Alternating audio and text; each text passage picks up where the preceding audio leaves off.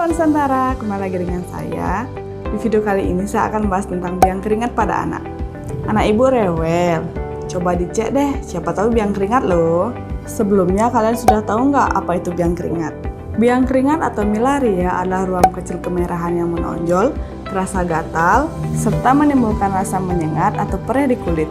Kelainan yang juga disebut dengan ruam panas ini tidak hanya terjadi pada bayi, tetapi juga pada orang dewasa. Biang keringat pada bayi itu lebih mudah terjadi karena pengaturan suhu tubuh pada bayi itu belum sempurna dan kelenjar keringat pada bayi belum sepenuhnya berkembang. Akhirnya kulit belum mampu mengeluarkan keringat dengan baik.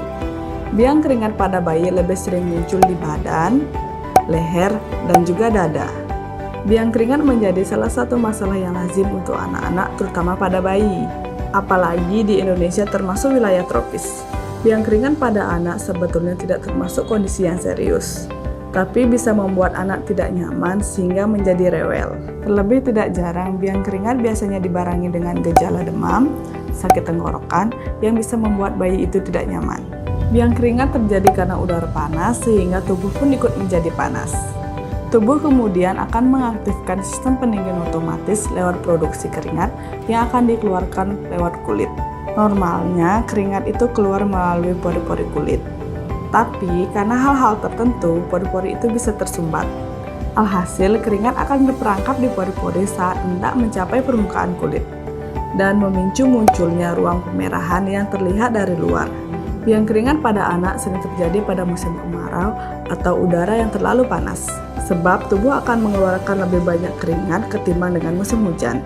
Namun harus digarisbawahi bahwa biang keringat itu bisa terjadi pada musim dingin, terutama jika anak sering memakai baju yang berlapis-lapis. Terdapat 3 jenis biang keringat, yaitu yang pertama, milaria rubra, yang terjadi di bagian kulit lebih dalam sehingga membuat tidak nyaman. Ruam yang muncul itu berupa benjolan kemerahan dan menimbulkan rasa gatal. Yang kedua, milaria kristalina. Ini jenis biang keringat yang sering terjadi pada bayi. Ruam pada kulit umumnya tidak menimbulkan rasa gatal dan juga tidak menimbulkan rasa sakit. Yang ketiga, milaria profunda. Jenis biang keringat ini lebih kerap muncul pada orang dewasa akibat olahraga berlebihan. Selanjutnya, penyebab biang keringat. Penyebab utamanya adalah tersumbatnya pori-pori sehingga keringat tidak dapat keluar melalui kulit. Adapun penyumbatan tersebut bisa terjadi karena beragam hal, misalnya yang pertama, saluran keringat pada anak belum berkembang dengan sempurna, sehingga belum lancar mengeluarkan keringat melalui pori-pori. Yang kedua, cuaca panas yang membuat kelenjar keringat bekerja lebih keras. Yang ketiga, salep atau krim yang bisa menyumbat kelenjar keringat. Yang keempat, aktivitas fisik yang berlebihan sehingga keringat lebih banyak yang keluar. Yang kelima, menggunakan pakaian yang berlapis-lapis. Yang keenam, sirkulasi udara yang kurang baik sehingga udara panas terjebak di dalam ruangan.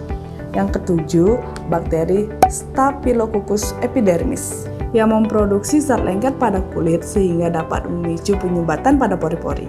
Yang selanjutnya, apa saja sih gejala dari biang keringat? Biang keringat pada anak bisa dikenali dari yang pertama, muncul bercak merah yang kadang bisa membengkak. Yang kedua, kulit gatal.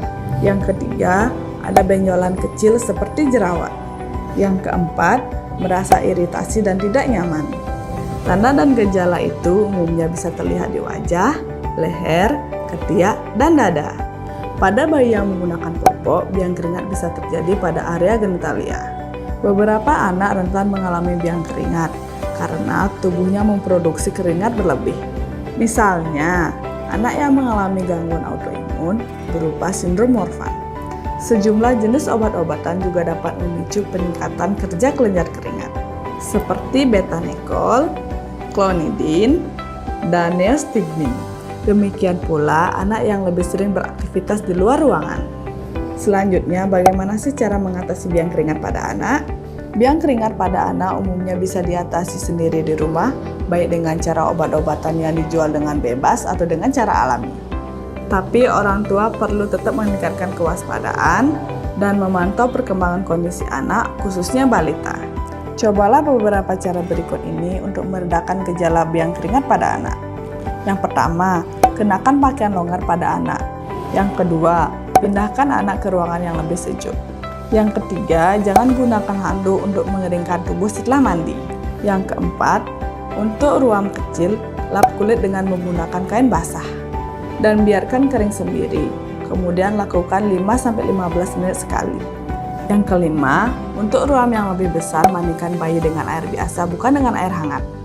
Yang keenam, jangan gunakan salep pada kulit. Yang ketujuh, oleskan lotion atau bedak khusus biang keringat. Yang kedelapan, pastikan anak tidak kekurangan cairan. Ruam akibat biang keringat pada anak umumnya bisa hilang dalam beberapa hari meskipun tanpa penanganan khusus.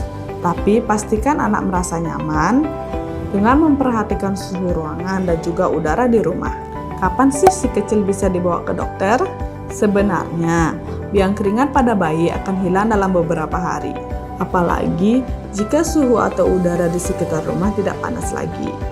Maka bayi akan merasa sejuk dan biang keringat lama-lama akan menjadi hilang. Nah, itu saja sedikit pembahasan tentang biang keringat.